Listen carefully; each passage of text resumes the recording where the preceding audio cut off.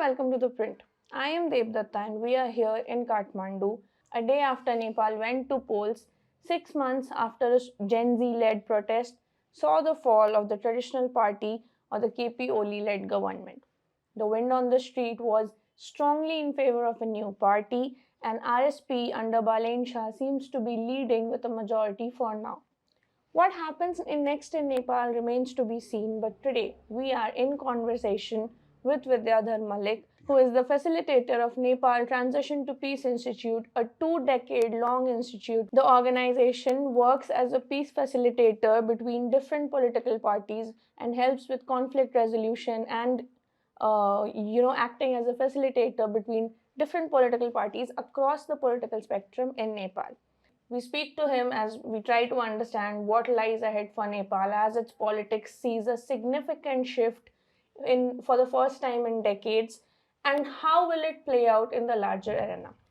Welcome to The Print, sir. Thank you, Debdutta. Before beginning, I would want you to explain to me a little bit about the work that you do and the kind of work that the organization does. Thank you, Debdutta. We work here at the Nepal Shanti Pratishthan or Nepal Transition to Peace Institute as a trust builder or confidence builder between political parties so that they can talk together in a informal setting where they don't have to come up with very formal agenda, but gradually come close together and see what the conflict is, what are the options available, and they can work together. But we also work with the government, so as the government and the political parties or the social groups which are not happy with the current situation can sit together and they don't resort to violence.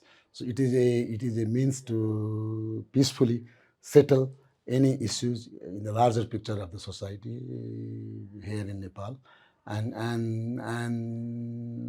seek options where they can be futuristic, they can be more positive about each other, and where we call it one text initiative, where they gradually think on a text where they confirm rather than where they differ.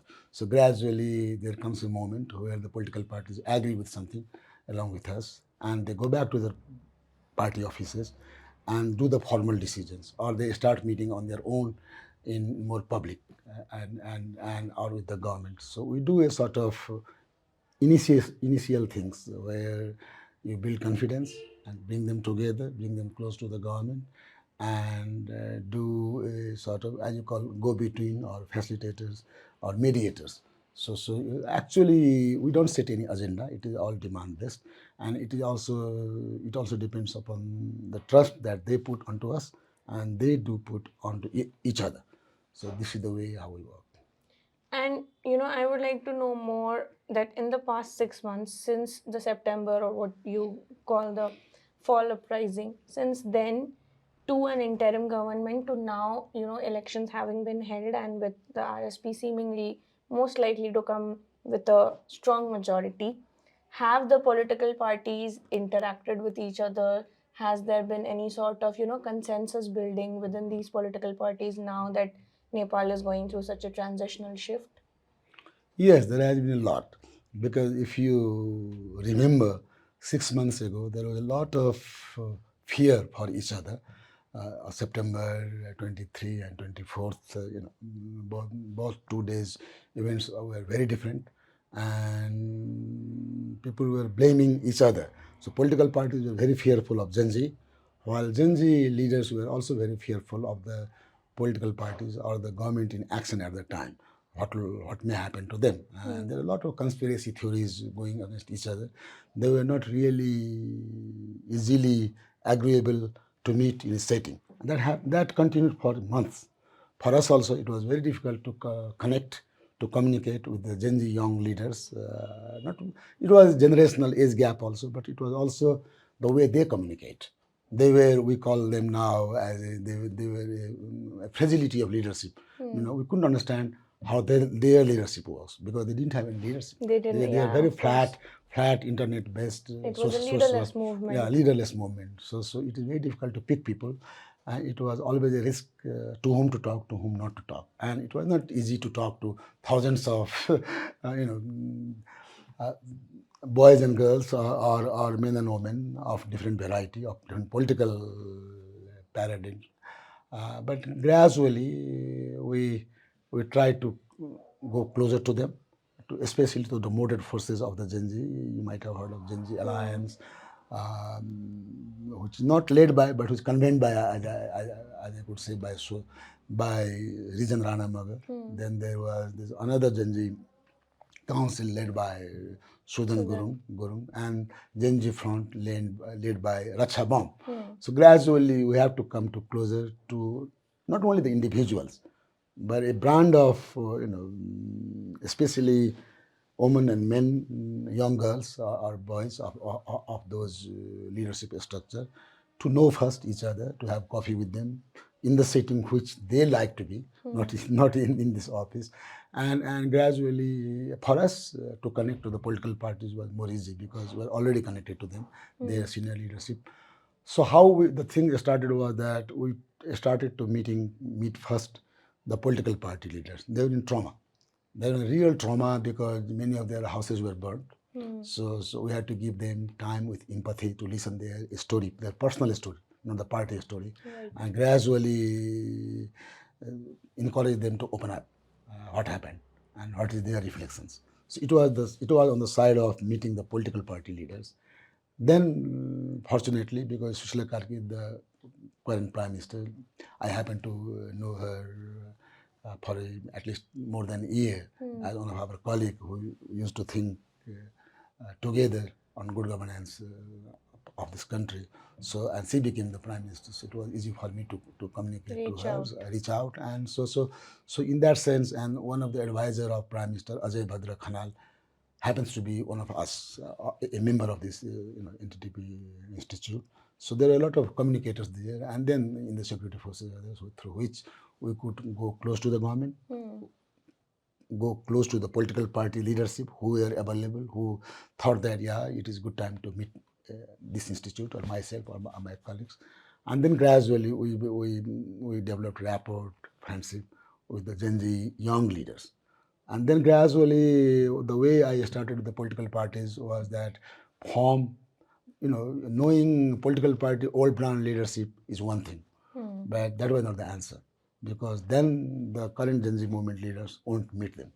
So then gradually we had to find people like, we had to depend more on people like Gagan Thapa or Pradeep Podol of NC or Yogesh Patrai of UNL, more younger generation leadership of the parties.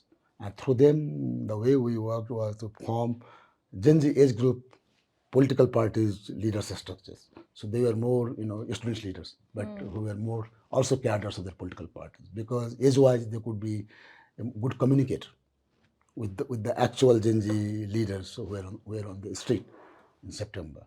So this way it took time, but this way we formed the groups of the political parties, Gen Z age group or emerging youth leadership. They already had started transforming within the, as you read now, the story of Nepali Congress. In UML, it couldn't happen, but in Nepali Congress, also in the Maoist party, they had to rebrand, restructure, and a new party emerged called Nepal Communist Party.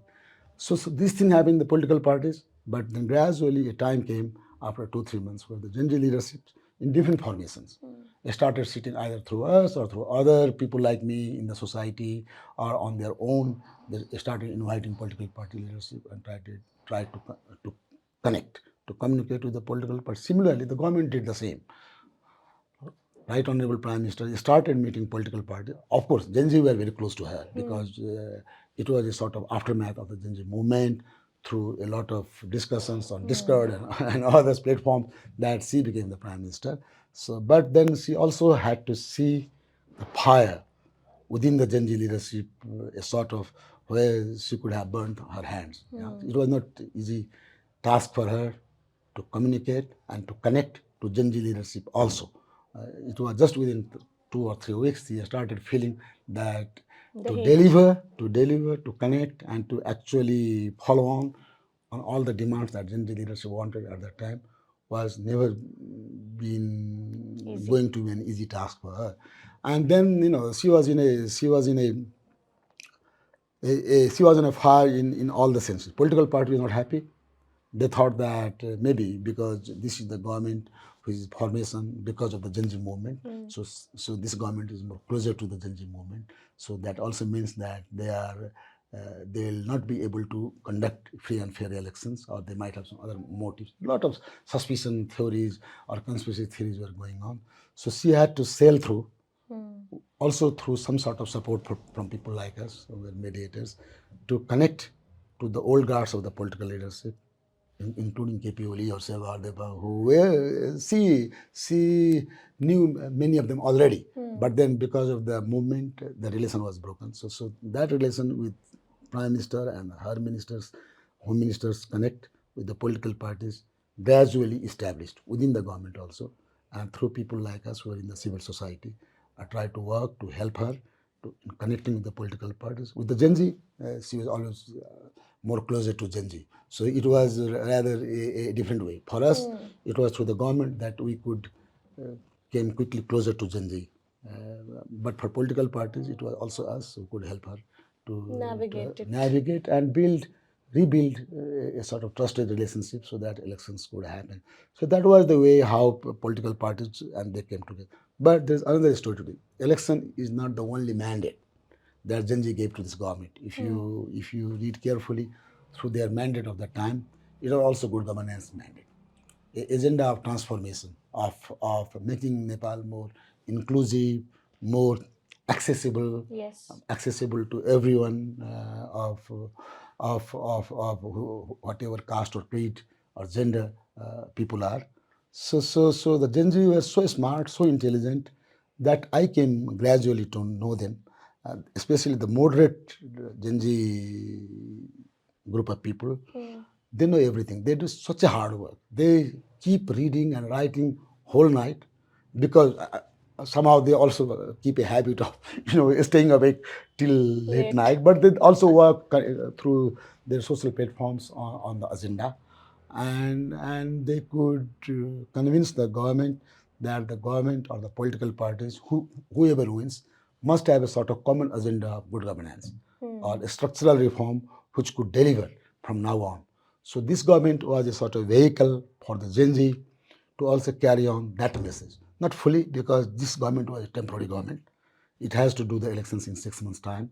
That was the date given to her right on the first day. So on the good governance agenda also, right from the beginning, the government, of course, I mean, now looking back in the past 6 months, there may be a couple of things which were not transformative, which were needed, but they were more sort of cosmetic things, doing immediate things first, yeah, like Finance Minister, through his first decision, came with a decision to scrap a lot of small budgets given to the political party leadership's constituencies. Yeah. So, but that was a good step. I mean, that was a good apoliticization of the government or the money, which could have been used in a better way, in a more positive way for something which is more needed in terms of planning process, in terms of prioritization of the funds, of the public funds. Yeah. So in that sense, he did, or the government did a lot of things which they thought that they should do immediately. Also in terms of reestablishing the services in the offices and the rest. But the larger picture, good governance, structural reform agenda like amendment of constitution or bringing new laws or all the other things that could have changed or that could change the the governance climate of this country is a long task. It is a long task. But the Gen Z leadership tried to connect with the government on that also. And they have done their best, I would say. They have done their best. What they did, that the government, if you remember, they had a 10-point agreement with the government. Yes. Yeah? Right. And there are political parties who didn't own it. There are political parties who said that this is a good thing, but we should have been consulted. Anyway, but that is a product of of a relationship of trust between the government and the Gen Z leadership, especially the moderate leaders. There was a lot of noise during that time. We are one of the witnesses to see that happen. I was invited also in that ceremony by the government, by the Gen Z leadership. But then my point is that Gen Z movement was not only for change of government. That should be something that we should see why it happened here in Nepal. Election was the aftermath, but the real thing that they wanted was the change of systems which run the government. Structural So the reforms. structural reform, no corruption. No corruption is also better said than done. Yeah? It is a huge agenda, but then it need to be translated into a good integrity framework where people are served and where poor people are served first, who have not served first. So a lot of things has to go. For that, currently the government is working with some of the Gen Z leadership together. They have now formed, at least theoretically, a council called Gen Z Council, which was one of the agenda of that 10-point agreement. But then they are also working with the government right now on good governance blueprint. I don't know what it. I mean, I did facilitate one or two meetings through our NTTP Institute between the political party leaders and the Gen Z leaders and some of the government people together. But it was a rush of time also. Government had to conduct the elections. Parties had to go to the elections. Gen Z had to keep check of on so many things. First check, there were people who were blaming Gen Z that they're a bunch of arrogant, youths who are not accountable, responsible for the future of this country. So they had to prove it's not like that. They're the really accountable, responsible people who will see that the elections happen in time, and elections happen in a free and fair way. So if you now read the society, the Gen Z leaders are everywhere in this country. They went to all constituencies. Not most of them are the candidates of the elections. So please don't get an impression that the whole Gen Z bandwagon joined RSP. There are many other new political parties also where some of the Gen Z leadership have joined.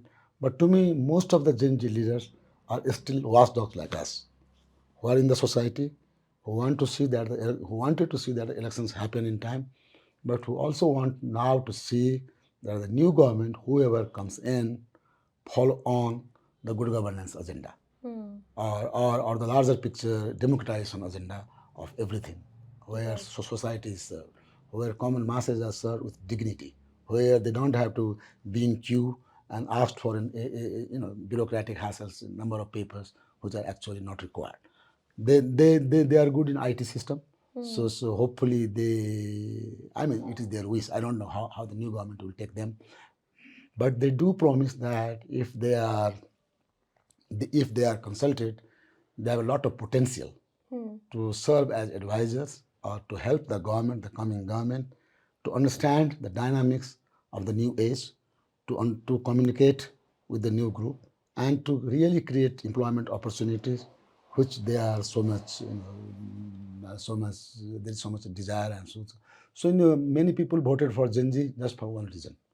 They seen that this is the last chance that someone has promised with a hope, and hopefully, if they vote for the change will come, and they will not have to leave the country.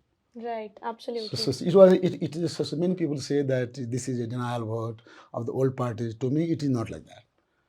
The Gen Z movement's message to the government or to the society was more positive. It was not denying the old parties.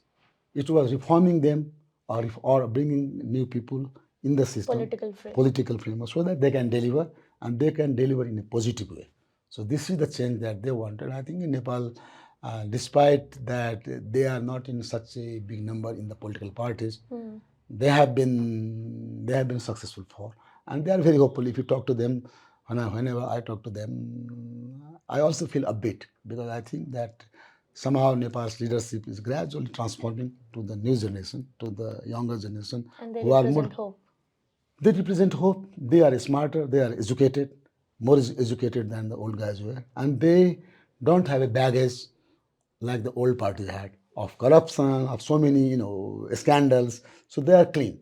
If say what people wanted here, they wanted a corruption-free leadership. They hope that the new leadership will not be, will not have that sort of stigma of being corrupt. Yeah. So, and they wanted people who can deliver. And if they don't deliver, I think the Gen Z leadership will remain so vigil of them that they will make them deliver. So this is the promise they give. Let us see how things will translate from here.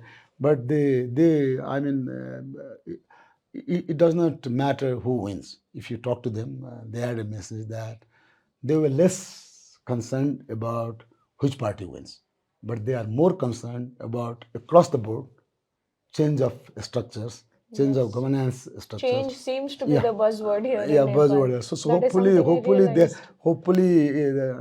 they are upbeat about that. Maybe they are a super hype, but maybe ultimately things will settle where the way they are looking to about their own country will materialize, and people will be more happier. Since you were talking about structural reforms and just transition, and that is also your, area of specialization. Like we discussed earlier, Nepal and its political parties seem to have a core problem of accountability. The traditional parties, No. like for example, KPOL has still not taken accountability for the 8th and 9th September, the 2 days that happened, which again, there's a lot of debate and discussion. But as the head of the state, he should have made some kind of a, rapprochement that should have happened there. In the Sushila Karki government, the interim administration, there was again this question of the judicial commission that was formed to investigate the killings, and the results were supposed to come out before election, so that people could know which were the who were the stakeholders who were involved, and then vote in an informed manner. None of that happened. Most of the analysts that I spoke to told me that across the years in Nepal, and something that we were discussing as well, you have seen the transitions from before the king's era, then the king, panchayat, Maoists, democratic forces, now the rise of newer parties. Where does the question of accountability, and let us take the most recent example of the Judicial Commission, do you think the report will be made public? There will be some kind of an action, and accountability will be ensured, which was also one of the core agendas apart from good governance and anti-corruption. Where do you think that aspect is headed in the larger political landscape right now? I have talked this thing to the Prime Minister also. Let me give you two dynamics of say a weeks ago's political environment under which election had to happen, and the Prime Minister had to or the government had to deliver. Yeah, government was in a duress from two sides. Political parties, they were very much needed to participate in the elections. There was a lot of threats from the political parties, maybe not the real one, but they were trying to create perceptions that this government is not legitimate. This government is formed by Gen Z movement. So this government, of course, I mean there was a commission, but this government should not take actions against them. Otherwise, they will take it as a political vendetta, and so government has a psychology of fear of those political parties not taking part in the elections, which government never wanted. Government always wanted all political parties to participate in the election and get the current fresh mandate of the people. Yeah, so you can say that Susila Karki didn't want a particular political party or a particular political group to to not participate in the elections. She wanted everyone's participation. That's one thing. Yeah. Then there were people who started saying that because of the Gen Z's close alliance or close association with this government, maybe Susila Karki's government, will stand in favor of a particular group and will not. I mean, they had a question also on the government's fairness, impartiality. So if you see that reading there and then judge why the report was not published, I would have to say that this report was not published not in favor of Gen Z leaders. Yeah, it was not published in the favor of those political parties who didn't want the election to happen. So, it is a sort of 180-degree opposite story. Yeah. Sushila Karki could have published the investigation commission's report on any day, but she kept it on hold just to check that the political parties participate in the election and seek the mandate of the citizens and check their reality, because the political parties were trying to create a story where they would have put Sushila Karki's government along with the Gen Z bandwagon. That's it, never wanted to be. Yeah, she is, as a former chief justice, as a very strong woman of integrity in this country. She always she's very sharp lady, and she can quickly, because she's very simple, she can talk to anyone in a very much open communication. So she also has the capacity to understand what political parties will do or will not do. So it was a favor to the political party, let me say in that way. Now you will see, I do hope, because we have been promised by her that just after the elections on any day, the report will be published. Not only that report, but all the older reports also, which were not published by the previous governments, will be made public. So this is not by the government to hide things. It was just to hold things for a week or so, or for a couple of weeks, to see that the elections happen and people take the elections as a free and fair elections. That was also her way of doing things. Yeah. Election happened. Now people have said, the KP Oli himself has said that it was a free and fair election. It was a peaceful day. Blah blah blah. So hopefully now Sushila Karki's government will come to a point where they will publish the reports. Then after, only people will know, what had happened, what didn't happen. So a lot of suspicion or conspiracy around those commissions report is not warranted anyway. I do hope, I strongly hope that they will be published, the government will publish, and then it is the next government, because Sushila Kargi's own government doesn't have a long life now. They have to leave the office to honor the new government's mandate. Yeah, so hopefully whoever comes in power, they will have to do the follow on. They will also have to do the follow on the good governance blueprint. So this government is a very smart government in that sense. I was also part of election government, but during our government back in 2013, 2014, that government was formed by the coalition of all political parties, because they couldn't decide among themselves which party should conduct the elections, the second CA elections. So they all failed, and then they came up with the dispensation of chief justice led sitting chief justice led government to run the elections. But our mandate was very limited.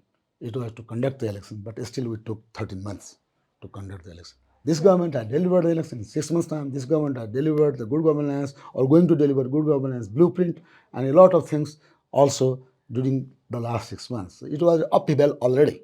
But to me, this upheaval was not targeted to unroot or to dethrone a particular political party. So if that blame goes to Gen Z, and because I'm a bit afraid, of two things for future. One is denial, with again some sort of a story of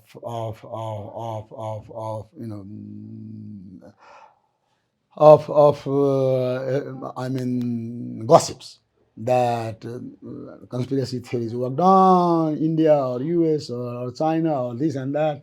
They all work together. Our geopolitics didn't work. A lot of people quickly, rather than taking their own accountability, rather than being answerable to a citizen, they quickly jump either to the geopolitics, or they quickly jump to another conspiracy theory where a particular institution is blamed that they didn't deliver. Sushila Karki government to me is very smart to understand all these things, and very very wisely they have kept themselves out of all those conspiracy theories. They have delivered the elections. They will deliver the good governance reform agenda also. And I think when this government leaves, you will see thousands of Gen Z leaders. Of course, they are busy because they are IT workers, they are medical doctors, they are engineers. They have got their own profession to run also. But To me, somehow put together, their loose network will keep a vigil. Will keep a vigil on the next government also, which will be a sort of continuity of this government, you can imagine. And they will check two things. One is no denial. People who have been defeated, they have been defeated by the people, Right. by the citizens of the country. Right. So they should not be denying the verdict of the people. Yeah. So they are not allowed to go to the denial mode. If they want to win again, they need to work again. They need to work on the relationships, on the trust, on the things that they can deliver, say in 3, 4, 5 years time, next time. Yeah. So that is one thing. I think they will make sure that the old political parties or whoever who have been defeated in these elections don't go into a sleep mode. They'll keep them engaged. That is another bullet for hope. So no denial. You can't remain sad. They will tell. You come and engage. You come and get engaged with the Gen Z leader. They will be the breeze with the new government. For the new government, I think Gen Z leaders' message will be: don't get overwhelmed of power. You are not allowed to do that also. So deliver the thing that you promised. Be accountable. Be answerable. But don't go into revenge mode. Don't start, doing the same things that others did as you perceive against you. Hopefully, their wisdom prevails. To me, the Gen Z, not the next government. I keep my faith more in the Gen Z larger structure, which has now been formed, hopefully, which will be continued through the formal Gen Z Council also, and which doesn't have a bureaucracy, which doesn't have a sort of a structure to define. That's the beauty of them, and hopefully they will remain connected to everyone. But to me, the only fear is that if they become complacent, then there is trouble. If they remain vigil, they will be hopefully able to keep the new leadership accountable, answerable towards the society, and that's the hope that the new leadership should carry. And now that elections are done, and it clearly seems to be the most likely result that RSP is going to come with almost a two-thirds majority. Very difficult to say at this point, but that's the kind of, the projection that is being made. You were talking about, the influence of Balen earlier, the kind of leader and the kind of person that he is. I would like to understand from you, when you talk about a just transition within, political parties, and now that there's a significant, I think this is a very significant election for Nepal, because as was something that was being told by analysts, it's very clear that the electorate is moving from the old to the new. There's a clear transition, clear shift. Now, with a new government at the helm of affairs, led by this 35-year-old man who is fluent in the language of the young, who understands the Gen Z concerns, who has a very different way of governance, which is liked by some, criticized by some. How do you think his his governance will pan out in the larger structure? And the other question that I have from that is, like we were discussing earlier, Nepal as a site of politics is something that has always been rife with experimentation. Yeah. A lot of experimentation through the decades, through the ages. Yeah. One of the, I would say, one of the results, or one of the issues that has come out of it has been the fact that it has not seen a stable government for the longest time. None of the governments are able to complete their mandated term, Tenure, mandated tenure, with a new political power or a new political party as the face of governance now. Do you think this will shift? And if it does shift, if it does bring what the most people want, which is peace, stability, better employment opportunities, health infrastructure, will these issues be dealt with? And if so, how? Under, Balen's leadership. how is the big question that needs to be really answered by the new government. It should be their agenda, because on what or why, a lot of analysis is easy and being done. Let me start with the hope. Yeah, as you don't know, I also don't know what is ultimately going to be the political numbers. Yeah, we'll have to wait for a few more days at least to know the actual picture. But as the trend so looks like, Balen is going to be the next prime minister with a clear majority at least. Yeah, or maybe even two-thirds. We don't know exactly because we do have a proportional representation system also. So unless that vote is counted, we don't know exactly the electoral results. Yeah, so it may be too early to predict the final thing. Yeah. So Balen has come. If he comes to power, he will come to power not only because people were angry with the old parties and they just wanted change.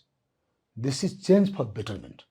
People have kept hope, faith in Balen's leadership because of they feel that as he delivered in Kathmandu as a mayor, So that's right. he should be able to deliver at the larger front also. So this is a vote for hope. This is not a merely vote for change. Yeah. So because they're so much frustrated of the old leadership, they just wanted to throw them out, and whoever comes in, they're happy. It's not like that. People have, they are very smart guys. Millions and millions of voters can't be dumb people. Yeah, Absolutely. and this time the way they have voted is without making noise. They had made their mind and they have voted. They had made their mind quite early. So the people who have, to me, it is a sort of silent vote. Yeah. Of course, the Ghanti also had a sort of political slogan that give your vote silently. Chup chap, Ghanti chap. So that was their one of their very smart way of telling people that don't be afraid of the old people. People are very much afraid of the old people. That's also quite true. Because the way voters were handled in every elections, either through appeasement, through bribing, or putting money, like in other Southeast and undereducated rural area. So that message was also against that pattern of voting. But we don't know exactly what result ultimately will be. But I want to say that Balen has been picked as a candidate of hope, not as a candidate of negative energy, because that portrays someone with a very negative image. Yeah, because people didn't like anybody else, so Balen came and they simply didn't care who is there to replace, and Balen got the vote. It's not true. So if you listen to me, this is not true. Balen was picked because people put their faith in Balen because they have seen in some way what Balen can do. Yeah. Of course, in a political discourse, there will be others who will say that Balen did nothing. Yeah, there are a lot of audit objections and this and that. While he was mayor and he has not delivered. But you need to see with the perceptions of public eye of the Kathmandu people. Yeah, they have seen that despite of all the troubles created against him to serve his own citizens by the federal government of the time, by putting someone very arrogant to the mayor as the executive secretary there, and so on and so on. There was a lot of fight between the Federal Ministry of Works and Transport and the Kathmandu Metro. Yeah, and there's so many other things between the federal police and the Kathmandu police, city police, which Balen had to fight on his own. I was once a chair of the federal level tax reform committee, and Balen called me, and we had a meeting about the taxation thing. In Constitution, it is clearly said that the taxes from house rent is a municipal list of getting taxes, but it was never given to municipalities, and it was always collected by the federal government. So Balen tried to convince me that what's the reason why federal government doesn't, oblige by following the constitution. So when people say that Balen is a sort of arrogant rule breaker, that's also not true. There are others who are rule breakers, who are a sort of arrogant, who think that power can be monopolized, who thought like that, and power can always be monopolized without federating this country. So to me, Balen at that time also fought for a real delivery in terms of constitutional mandate of the federal structure of this country. So I mean, there can be stories for and against him. To me, to cut short, people's perception was that Balen delivered in Kathmandu Valley in so many ways. by putting resources into public education system of the municipality. If you now hear the story, there were public schools who used to rent their property to the commercial shops at a very low Great. rent, and he abolished that system, and he made sure that the public schools have enough space for kids, entertainment.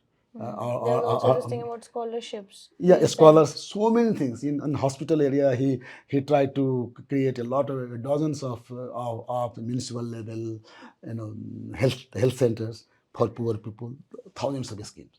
Not only it is not only the street that he claimed, it not only that he brought back the Kathmandu old Nevar's cultural heritage back to life. So, I mean, in all domains that a municipality should do, I mean, there were a lot of fight against him by putting out by struggling street vendors. He could have handled it in a more democratic, better way. I don't want to go into that controversy, but I mean, there are also a lot of things that he did. So, people, I think, now current perception about him is that he can deliver. He will deliver, and he will deliver. If he could deliver at a mayoral level, he can deliver at the national level as well. Number two, Balen is not alone. When millions of people put faith in an individual guy, you rest assured that there will be thousands of people silently working for him. Here in Nepal, Nepalis who love their country, abroad, wherever.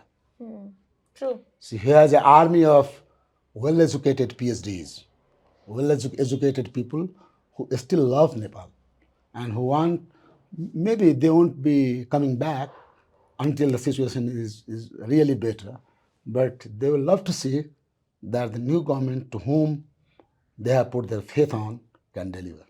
So there will be a big army of people because bringing faith back is a very difficult thing. I have seen in this country in my career, or say after I graduated from my university and joined the job. Before this, a hope was created during 1990 People's Movement when Krishna Prasad Bhattaraya was picked as an interim prime minister.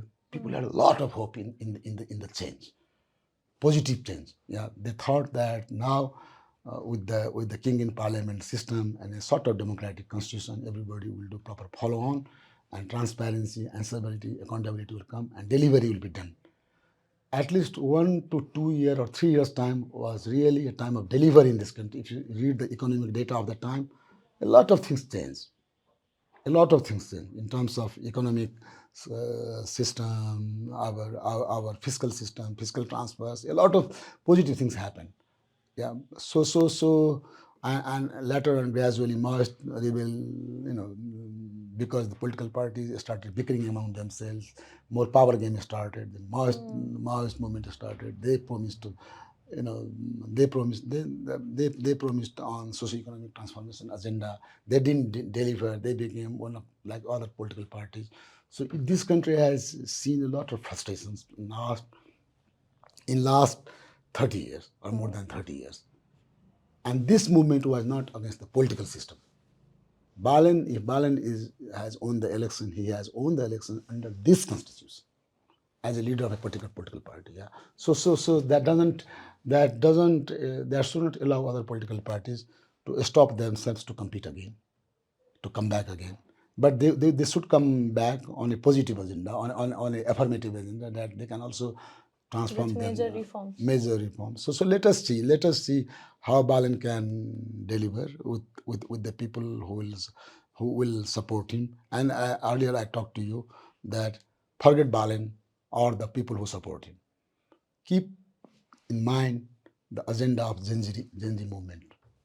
Gen Z people, I'm very much sure that they are not a force of people's reckoning only available to Balen. This is not true.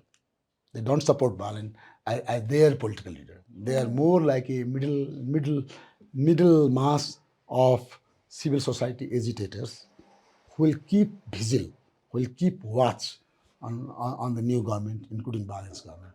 So Balen is, despite winning the elections, I don't think the new government can get so much radicalized in a way where even without delivering, they can survive along.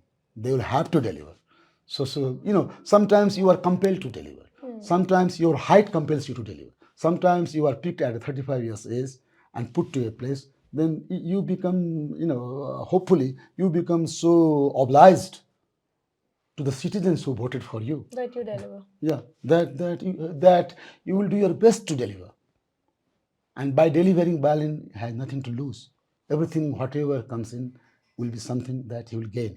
In this country, people are so fond of, or say, we're so much in dire need of good governance that Kathmandu metropolitan didn't, during Balen's time also, it is not true that Balen did everything good. And Balen, maybe, in a score of 100, maybe Balen didn't score even 80 or 70. But keep in mind that before Balen, the score of Kathmandu Metropolitan might have been 10. Maybe he didn't, he improved it only from 10 to 20, or even not 20. So our people are happy even with the gradual, progressive path of reforms. They don't want, they don't imagine that overnight sweeping changes can happen. But the promise is the big thing, the trust, answerability, putting confidence in your own people, and starting doing things is the first thing. Yeah. So if they start doing good things right now, hopefully they will get the backup of the Nepal citizens, and they can carry on. So for Bale, it's a long future. It's a long future. I mean, if he really delivers. If he doesn't deliver, then you talk to me about Nepali people do have the resilience, but they are very agile people. They can change the things. It doesn't take a lot of time for them to change the things. So one Balen coming, maybe another Balen in forming up. One doesn't know. So I mean, if you see in that light, in a more structural light, forget about the individuals. See how much agile, how much positive, how much full of energy, of young vibes currently you can smell here. And if you put the confidence in that, we should be very hopeful that things will happen. I have one last question for you before we, conclude this interview. And you were talking about inclusion. Now, there's a huge indigenous community in Nepal as well. The Janjatis, the Madhesis.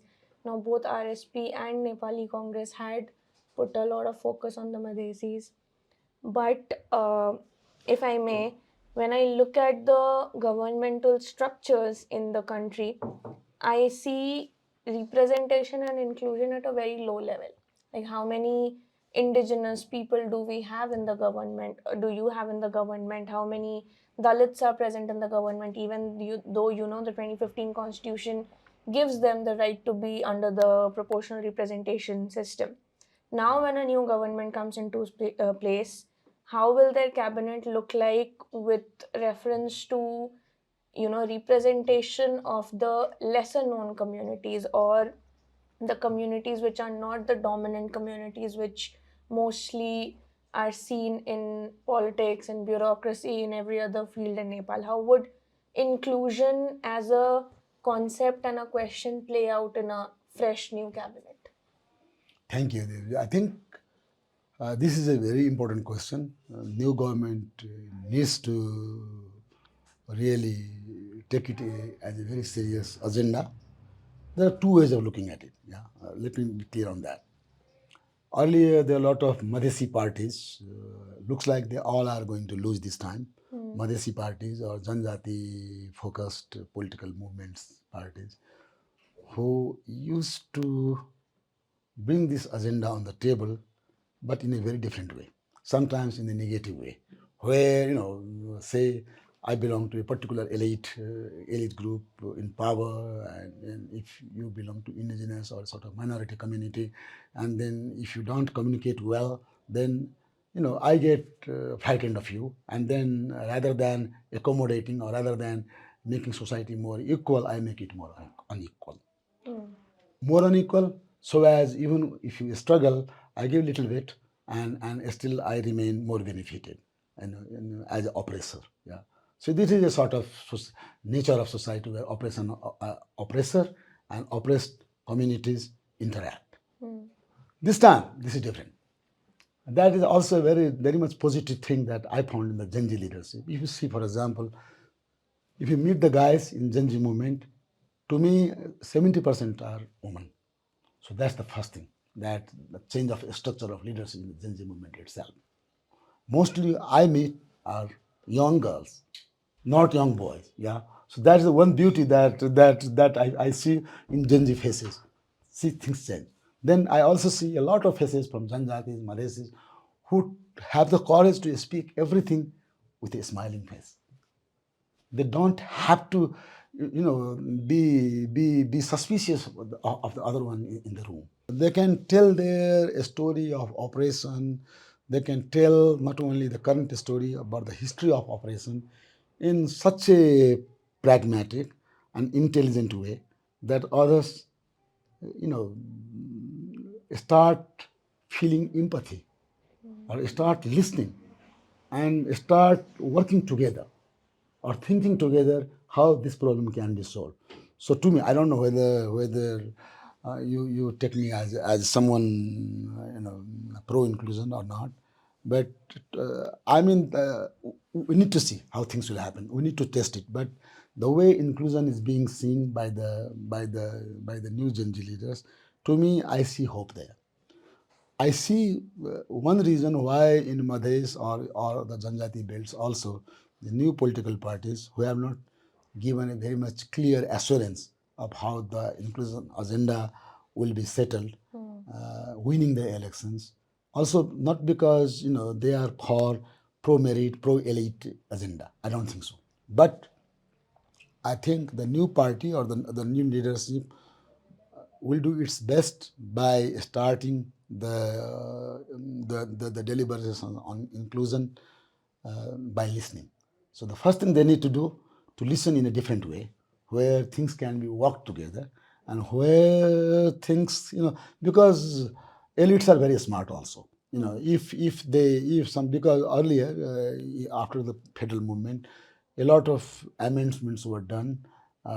Of course, Civil Service Act is yet to be fully amended. It was still the property of the Parliament, which was not passed because of the bureaucracy's own inhibitions. Yeah, but anyway, a lot of inclusion agenda was worked, but was not delivered. If you see post 2015 constitution, not delivered because the people in power, did a lot of tricks to not deliver. So doing trick is possible if people are not open, people are not transparent. So I think the first thing is the good governance. First thing is sometimes delivering, sometimes inclusion agenda can be seen in a less political way, where, say, for example, if you define the delivery of the government should be reserved for the last one left behind. So, start thinking of the people who give a sort of level playing field for middle class people or the people who have already been served. But if you reserve the resources of the state fully, not 10% or 15%, I say 100% for those who are downtrodden. That can be done. That can be done. So you do a mathematics in a way where the money of public resource is picked first for someone who is last in the queue, not first in the queue. Things can be done that way also. But then, it needs a big heart. It needs a huge empathy to listen to each other. And at least it needs to be seen by the people who are in the serving seat to look on themselves as servant, not the master. Yeah. If they have the sense of duty, I think no one will say that, serving my own kids, the story, Nepo kids, yeah, Yes. is the first thing that I should do. Yeah. So it is a lot of governance things also. It's a lot of practical things also through which inclusion can be made. To me, inclusion should not be left as a side agenda. The Gen Z movement was actually also for fairness. It was not only for good governance, it was also for dignity for everyone, dignity for Madhesi, dignity for Janjatis, dignity for every marginalized community member, to bring them onto the center stage as equal. So let us see. Let us see. I don't know how they'll work, but they can work on federalism, or they can work on the right of minorities in a way where they are served first.